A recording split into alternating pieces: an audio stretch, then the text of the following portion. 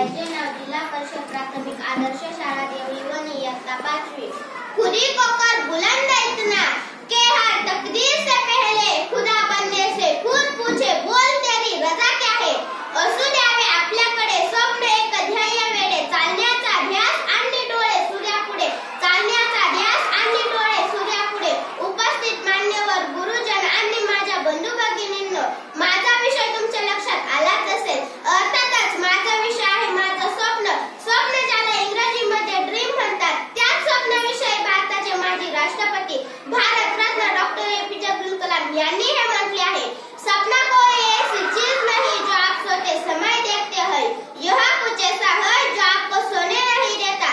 अर्थातच स्वप्न म्हणजे झोपेत असताना दिसणारी गोष्ट नाही, तर एक अशी गोष्ट आहे जी तुम्हाला झोपू देत नाही।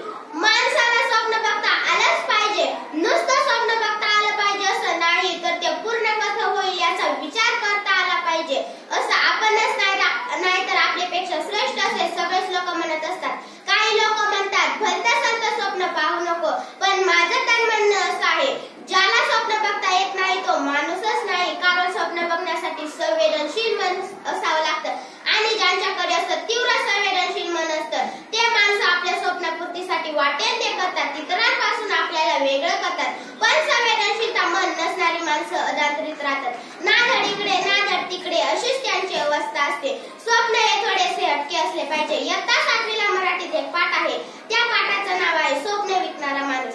त्यात असलेल्या सपन विक्याचे स्वप्न जगापेक्षा खूपच निराळं होतं। असंच निराळं स्वप्न आपलंही असलं पाहिजे। माझंही स्वप्न यापेक्षा थोडंसं निराळं आहे। मला इंडियन आर्मी मध्ये सामील व्हायचं आहे। तुम्ही म्हणाल तू आणि इंडियन आर्मी मध्ये? हो, पुन्हा एकदा रिपीट करते, मला इंडियन आर्मी मध्ये सामील व्हायचं आहे। आज सर्व क्षेत्रात मुली उंच भरारी घेत आहेत। सरला टकरासारखी मुलगी पायलट होऊ शकते। कल्पना चावला असून तर विल्यम सारख्या मुली अंतराळात उड्डाण करू शकतात। किरण बेदी सारखी महिला IPS अधिकारी बनू शकते। मग मी काय इंडियन आर्मी मध्ये नाही जाऊ शकत? इथे बसलेल्या सर्व मुलींसाठी सांगते की मुलगी सुद्धा इंडियन आर्मी मध्ये जाऊ शकते आणि राष्ट्राची सेवा करू शकते। भारतीय स्वातंत्र्याचा अमृत महोत्सव साजरा केल्यानंतर मला ही गोष्ट सांगायला मनापासून आनंद होत आहे। 12 जानेवारी 2021 रोजी टीव्हीच्या ABP माझा या चॅनलवर मी बातमी बघितली। भारतीय सैन्यातील आर्मी पोलीस पदाकरिता महिलांसाठीची भरती प्रक्रिया पुण्यातील AIPT या मैदानावर निवड चाचणी घेऊन करण्यात आली होती।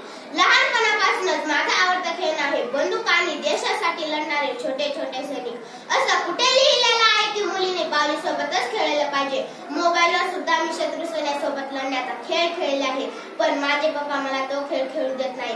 ते म्हणतात तुला आर्मी पोलीस व्हायचं ना, मग पहाटे लवकर उठ, माझ्यासोबत रनिंगला चल, व्यायाम योगासने कर आणि गोळ्या बिस्किट असं बाहेरचं खाण्यापेक्षा भाजी भाकरी फळं खा आणि शरीर मजबूत बनव। पप्पांच्या या सांगण्यामुळे मला पहाटे लवकर उठून रनिंग व्यायाम आणि योगासने करायची सवय लागली आहे। आमचे सर आम्हाला नेहमी सांगतात झोप कशी असली पाहिजे। श्वान निद्रा कुत्र्यासारखी झोप असली पाहिजे। कुत्रा कसा कुठे खुट्टा जरी वाजला तरी खाडकन जागा होतो, आर्मी मध्ये लोकांची झोप अशीच असली पाहिजे। सर सांगतात तुम्हाला मोठे व्हायचे आहे तर विद्यार्थ्यांचे 5 लक्षणं नेहमी लक्षात ठेवा। काकचेष्टा, बको ध्यानम, श्वान निद्रा, तथैवच अल्पहारी, गृहत्यागी विद्यार्थी 5 लक्षणं। माझी आई मला लाडाने नेहमी सांगत असते, झोपून राहशील तर आर्मी मध्ये कशी जाशील, आळसावर मात करायला शिक। पण माझं नक्की ठरलं आहे, मला आर्मी पोलीस व्हायचं। हे माझं स्वप्न मी नक्कीच पूर्ण करेन, त्यासाठी मी वाटेल ते करायला तयार आहे। डॉक्टर APJ अब्दुल कलाम यांनी हे म्हटले आहे, मंजिल उन्हीं को मिलती है जिनके सपनों में जान होती है, पंख होने से कुछ नहीं होता, हौसले से उड़ान होती है। राष्ट्रासाठी सीमेवर लढणाऱ्या आपल्या भारतीय सैनिकाच्या बाबतीत शेवटी मी एवढेच म्हणेन, संकट के पर्वत हो आगे या तूफानी रेला पीछे, गिरता आसमान हो चाहे चूल भरी धरती हो नीचे, हमें न भय है, हमें न भय है, हमें न